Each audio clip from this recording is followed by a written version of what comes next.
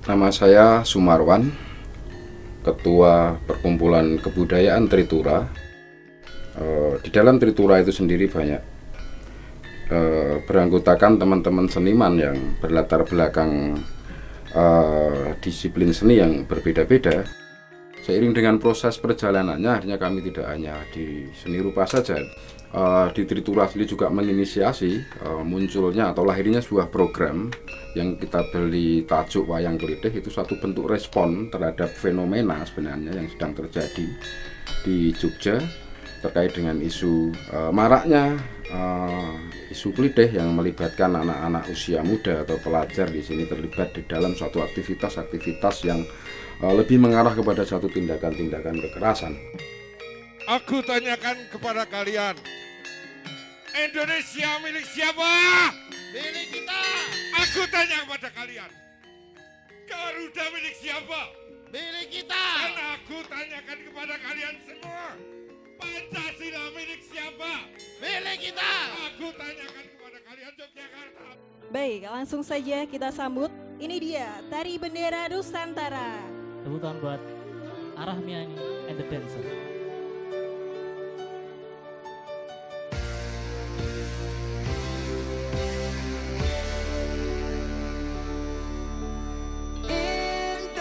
Indonesia merah darahku, putih tulangku, bersatu dalam semangatmu. Indonesia depan jantungku, getar nadiku, berbaur dalam angan-anganmu. Kebyang pelangi hingga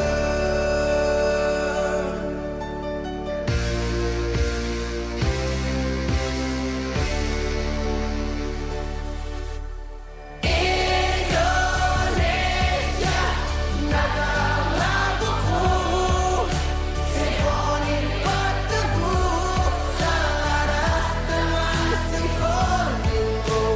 Indonesia, merah darahku, putih tulangku, bersatu dalam semangatmu.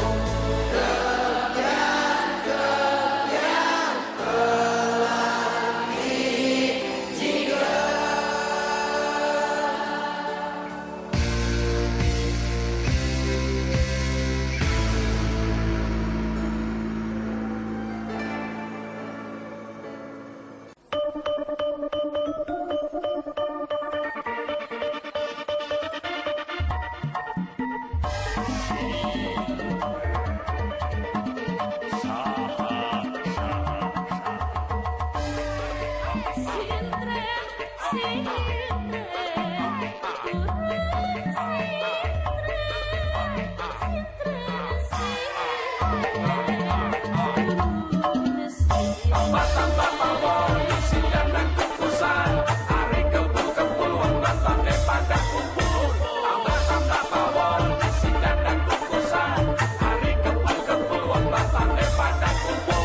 Syair-syair dilantunkan oleh sang juru kawi, penonton berdatangan hingga desak-desakan. Tarian lingkaran yang penuh dengan tantangan, mencoba bertahan dari lintas zaman. Turunlah sang sintren yang muda belia, terikat tali sampai ujung kaki. Mata terpejam, sadarkan diri dalam lingkaran kain menutupi. Tambah-tambah power, bisikan dan kukusan. Hari kempul-kempul, wanita pada kumpul. Tambah-tambah power, bisikan dan kukusan. Hari kempul-kempul, wanita pada kumpul.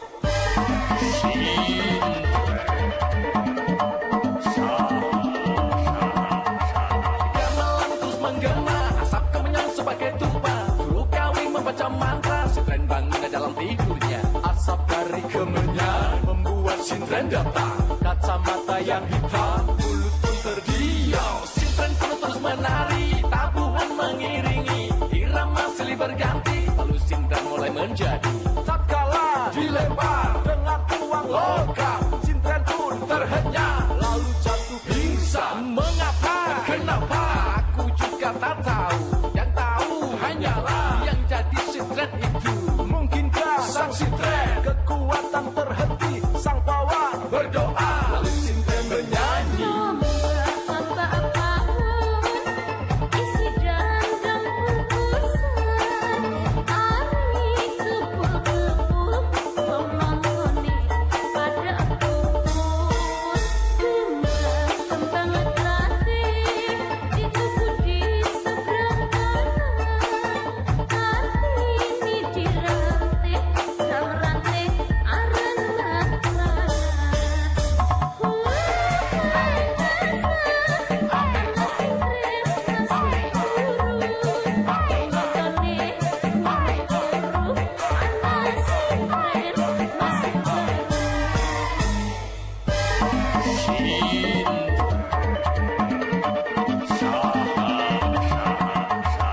Tambah pawon isi dandang kukusan. Ari kempul-kempul wonten tandhe pada kumpul.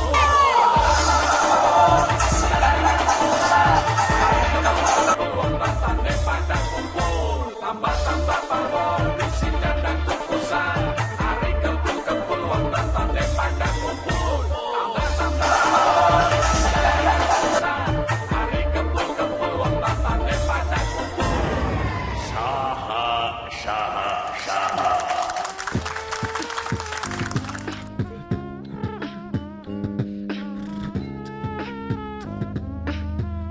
Berawal dari manajemen Tritura.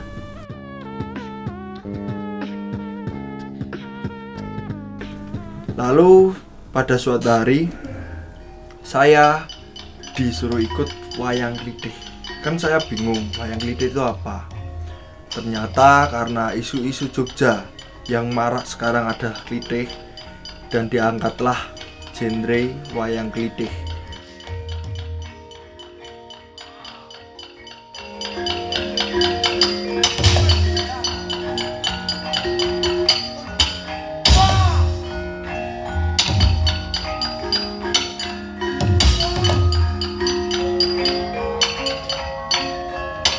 Nek beatbox kuwi dadekke siji karo wayangan. Wah, itu. Wah, wayangan itu apa namanya? Wayangan ini kuno banget. Budayane iki jan budaya sing wah, suwi lho jero lho jan etok banget lho budayanya, budaya lama banget lho. Istilahnya nek wong ngarani iki desa ngono lho. Nah, nek beatbox iki keren. Beatbox iki anu apa ya? Oh, DJ-nan terus nganggo mulut deng deng deng.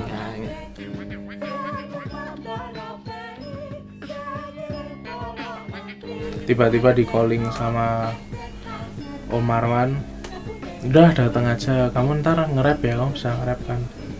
Terus oh, oke. Di sana kami membuat komunitas antara gamelan sama beatbox sama musik-musik barat yang lain dikolaborasikan jadi satu dan akhirnya terbentuk komunitas Yowis Young Wiyogo Sindikat. Di wayang klitih ini kami juga tidak hanya sekedar kemudian menampilkan unsur tradisi saja, tapi bagaimana bentuk-bentuk ekspresi yang itu representasi dari kebudayaan modern yang digawangi oleh anak-anak pelajar juga, yang dimana bentuk ekspresinya lebih ke hip hop atau ke beatbox gitu kan dan sebagainya. Ini coba kita pertemukan, artinya kita ingin mendudukkan bahwa kesenian tradisi dan modern itu bisa setara. Yeah. Wayang klitih season loro.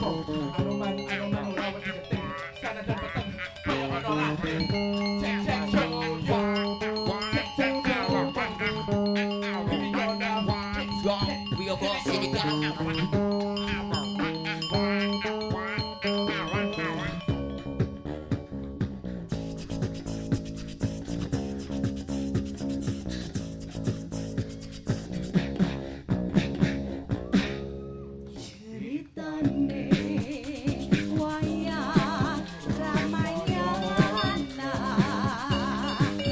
negara nyalangka diraja Ratu Buta Rahwana raja gawe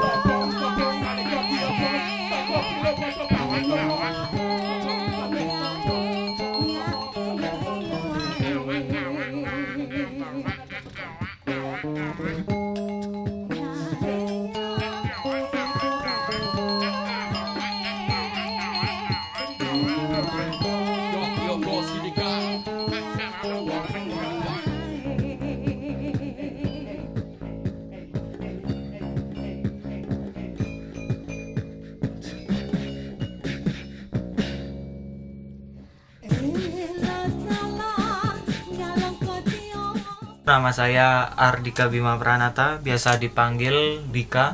Awalnya saya mengenal beatbox itu dulu awalnya pertama tuh dari SD. Sebenarnya itu dulu belum tahu itu tuh apa gitu. Terus akhirnya saya cari tahu di internet dan akhirnya nemu, oh itu tuh ternyata beatbox. Nah, akhirnya ditawarkan untuk bergabung ke grup Young Wiyogo Syndicate. Nah, setelah dijelaskan beberapa cerita yang menarik itu, akhirnya saya tertarik untuk bergabung ke Young Wiyogo Syndicate. Pada awalnya bassnya itu belum ada, jadi kita latihan pertama itu masih beatbox sama saron aja dan vokal. Nah, akhirnya pada latihan kedua itu basisnya datang dan kita ada rapper juga. Rappernya itu juga bertugas sebagai vokal juga. Dan akhirnya kita tambah personil vokalis satu lagi, jadi ada 2 vokalisnya. Namaku Rona, aku basis di Young Wiyogo Syndicate dan aku baru belajar main bass ya kurang lebihnya 1 tahun. Aku kebetulan main di situ karena emang juga baru belajar awal-awal main bass. Terus Om Awan sama teman-temannya itu ya lihat gimana aku main bass, terus yang bikin aku tertarik di Young Wiyogo Syndicate itu karena waktu pas pertama kali dikenalin itu aku tanya kan, itu genre apa, genre musik apa. Aku kira ya kayak musik-musik biasa yang mungkin grup yang main di restoran, di kafe-kafe kayak gitu. Tapi terus waktu pas aku tanya lebih dalam, aku cari informasinya dari ayahku, itu ternyata itu grup buat mainin musik hip hop dicampur dengan tradisional, karena di situ ada rap, ada juga saron di situ. Dan kan aku juga mikirnya kok kayaknya asik. Mama aku Ica, apa namanya, boleh ketemu nggak? Saya kan bingung lah siapa ini gitu, namanya Duta. Dia komen kan di DM gitu, Cak boleh ketemu nggak, suaramu bagus ya kayak gitu. Terus aku ngomong aku nggak bisa nyanyi gitu ya kan. Maksudnya kan biar apa ya, aku nggak enak aja gitu loh, orang nggak kenal disuruh ketemuan gitu kan, aku nggak enak. Ya yang aku belum pernah lihat band yang ada kayak gamelannya gitu loh. Jadi gamelan yang tradisional dicampur dengan yang modern gitu, beatbox, gitar, bass, nyanyi gitu. Jadi bisa kayak dijadiin satu, di collab jadi band yang bagus. Aku nggak pernah lihat ada band yang ada saronnya gitu, yang ada gamelannya gitu. Terlebih lagi ada beatboxnya. Karena aku jadi lebih tertantang, jadi buat nyanyi di mereka ini aku jadi ada tantangan gitu loh. Tantangan yang lebih buat bisa fit in di band ini gitu. Terus yang kedua, tradisinya itu masih ada. Jadi nggak mulu-mulu modern ke barat-baratan terus, enggak. Jadi ada gamelannya juga buat menjunjung tinggi tradisinya itu, tradisi Jogja Indonesia gitu. Kita kan beda-beda semua ya itu kan, kita beda-beda semua, kayak nggak ada yang sama gitu loh, satu sekolah gitu kan nggak ada. Jadi mereka lebih gimana, lebih menghargai gitu loh. Terus kita saling support juga kan, misalnya ada yang nakal tuh, ya memang ada yang nakal kan, orangnya bermasalah dulu itu kan, yang penting sekarang jadi lebih baik ya, bener? Iya. Juga pertama kali aku ketemu sama dia langsung bilang, Cak dulu tuh aku bermasalah kayak gitu. Woi bermasalah gitu. Katanya dia dulu ya ada masalah lah sama polisi gitu-gitu, sampai dimarahin sama orang tuanya, sampai di DO. Udah gitu. Kita saling support satu sama lain. Jadi di Young Wiyogo Syndicate itu kan kita ada 6 orang, dan yang cewek itu kebetulan cuma ada 2, cuma ada aku sama Mbak Ica. Terus tapi tuh aku merasa di situ tuh kita tuh nggak ada diskriminasi gitu loh antara pemain, antar player satu dengan player yang lainnya. Karena kan biasanya kan kalau ada grup band atau ada grup musik itu kan yang dominan main di situ kan yang cowok kan, karena biasanya cowok kan dianggapnya lebih eksploratif dalam bermusik. Dan biasanya tuh kalau ada band gitu yang main musiknya, yang ngapa-ngapain itu kan cowok, dan biasanya cewek itu cuman berperan sebagai vokalis gitu loh. Tapi di Young Wiyogo Syndicate tuh enggak, kita tuh sama-sama bereksplor bareng, kita kerja sebagai satu tim bareng gitu loh. Dan nyatanya tuh Mbak Ica juga nggak cuma jadi vokalis gitu, dia juga main gitar, dan aku pun juga main alat di situ. Nggak melulu cewek yang nyanyi aja, terus cowok yang main alat musik dan sebagainya kayak gitu. Jadi kan di situ kita istilahnya kita ada kesetaraan gender gitu loh, karena kita ya bener-bener sama-sama belajar, kita sama-sama satu tim, kita bareng-bareng apapun itu gitu.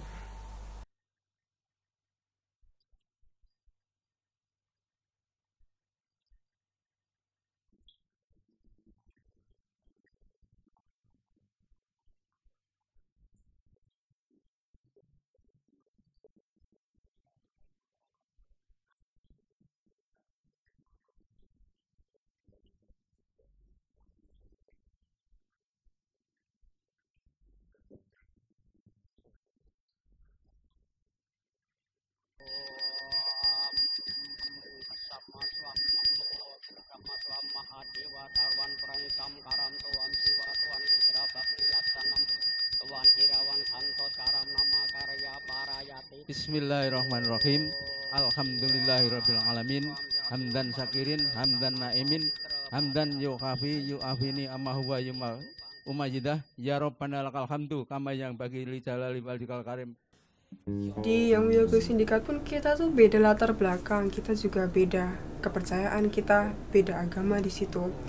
Dan kita pun kemarin juga sempat latihan waktu pas bulan puasa dan kita kan ya kita latihan sore sih, kita latihan sore menjelang buka puasa gitu. Ya kita latihan biasanya mulai dari jam 3 jam 4 sampai nanti buka puasa, sampai akhirnya nanti kita juga lanjut setelah buka puasa kita lanjut latihan lagi gitu. Tapi walaupun ya aku kan bukan muslim dan teman-temanku kan di situ kebanyakan muslim kan, mereka puasa pun aku juga belajar ikut puasa ya, karena aku juga pengen gitu ngerasain apa yang teman-temanku rasain. Dan kalaupun misalnya ada temanku yang habis buka puasa dia mau ikut sholat taraweh, dia mau beribadah setelah dia buka puasa pun ya kita nggak keberatan gitu loh, karena kan memang itu hak dia untuk ya menjalankan kewajibannya sebagai umat beragama kan. Jadi kalau misalnya dia pengen taraweh itu pun ya kita persilahkan gitu, oh ya silahkan taraweh dulu aja, nanti setelah taraweh kita baru bisa latihan lagi gitu. Nah, dalam satu proses perjalanannya ketika kemudian komunikasi terbangun, konsolidasi terbangun, ruang ekspresi bagi anak-anak usia pelajar itu terpenuhi, atau ini satu bentuk upaya sebenarnya yang bisa dilakukan oleh Tritura untuk bagaimana kemudian menekan atau setidaknya mengantisipasi satu langkah awal agar kemudian anak-anak usia pelajar itu tidak menjadi objek bagi satu kelompok yang memang memiliki kepentingan untuk menciptakan suatu wilayah atau satu daerah itu tidak aman.